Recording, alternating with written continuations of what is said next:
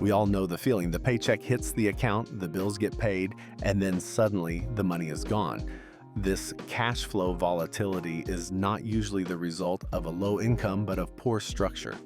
To master your personal finances, you need a disciplined yet flexible architecture for your money. You need a system that removes emotional decision making. The 50-30-20 rule is that architecture.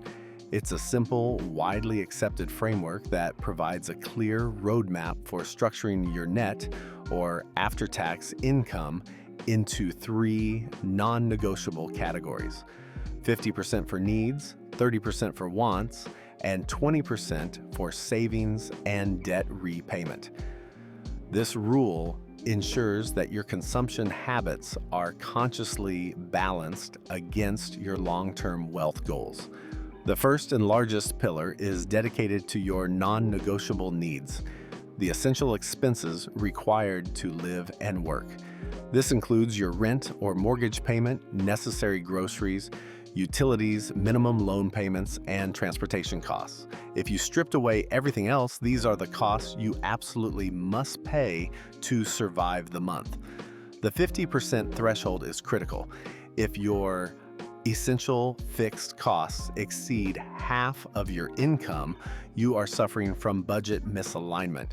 This misalignment can be caused by making lifestyle choices, such as securing an oversized mortgage or buying a premium car, that wrongly place wants into the needs column. The key lesson here is discipline. Keeping this category at 50% forces you to maintain cost efficiency, which frees up capital for the more valuable categories.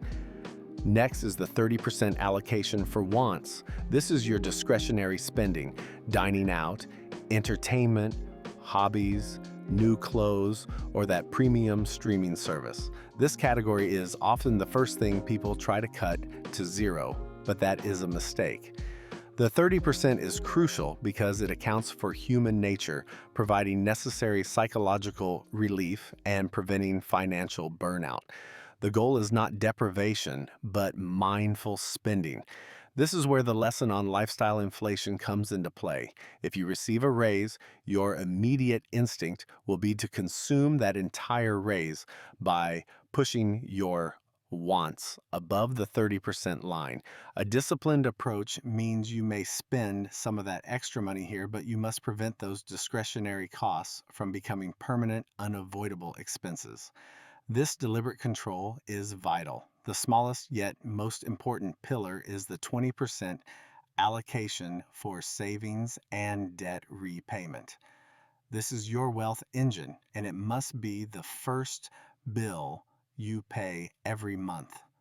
The 20% portion serves two vital, simultaneous functions.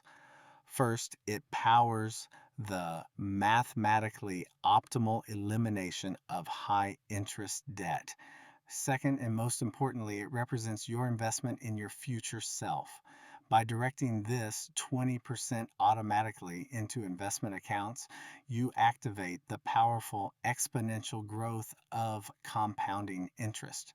It is this 20% consistently applied over decades that builds true financial independence. Think of it like a successful business. A company can have massive revenue, high income, but if more than 80% is consumed by operational costs, needs, and wants, it has no money left for growth, savings. The 20% is the capital expenditure that fuels your personal growth, providing long-term security. The 50-30-20 framework is effective precisely because it is simple and enforceable. It gives you permission to spend, provided you are simultaneously guaranteeing the building of future wealth. If you don't use this framework, you risk falling into the gap, the space where money vanishes without purpose or progress. To implement this today, the first step is an honest audit. Calculate your net income and then categorize your last month of spending. Which pillar is currently absorbing the 20% you should be saving? By identifying that leakage, you gain the power to redirect your money from unconscious consumption toward conscious, permanent wealth creation.